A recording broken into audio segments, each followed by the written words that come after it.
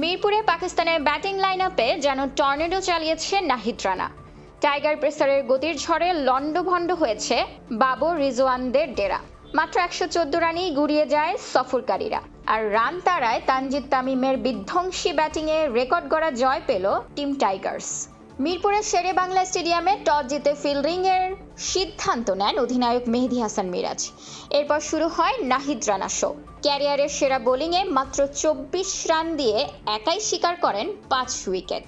পাকিস্তানের বিপক্ষে মোস্তাফিজের পর দ্বিতীয় বাংলাদেশি হিসেবে ফাইফারের কীর্তি গড়লেন এই গতিদানব। তাকে যোগ্য সঙ্গ দেন অধিনায়ক মিরাজ, তুলে নেন 3টি উইকেট।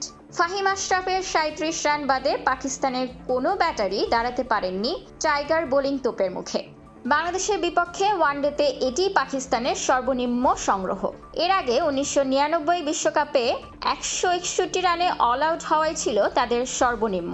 আজ সেই লজ্জার রেকর্ড ভেঙে নতুন ইতিহাস লিখল বাংলাদেশ। 115 রানের মামুলি লক্ষ্য তাড়া করতে নেমে যেন টি-20 মেজাজে শুরু করেন টাইগার ওপেনাররা। সাইফ হাসান দ্রুত ফিরলেও দাপট দেখান তানজিদ হাসান তামিম এবং নাজমুল হাসান শান্ত। মাত্র 32 বলে 50 তুলে নেন তামিম। তার 42 বলে 67 রানের ঝড়ো ইনিংসে ছিল 7টি 4 ও 5টি বিশাল ছক্কা। শান্ত 33 রান করেন। তাতে মাত্র 15.1 ওভারেই জয়ের বন্দরে পৌঁছে যায় বাংলাদেশ। 209 বল হাতে রেখে 8 উইকেটের বিশাল জয়ে সিরিজে 1-0 এগিয়ে গেল মিরাজ বাহিনী। মিরপুরের এই দাপুটে পারফরম্যান্স সামনের ম্যাচগুলোতেও ধরে রাখার প্রত্যয় টাইগারদের। খোলা কাগজ, ঢাকা।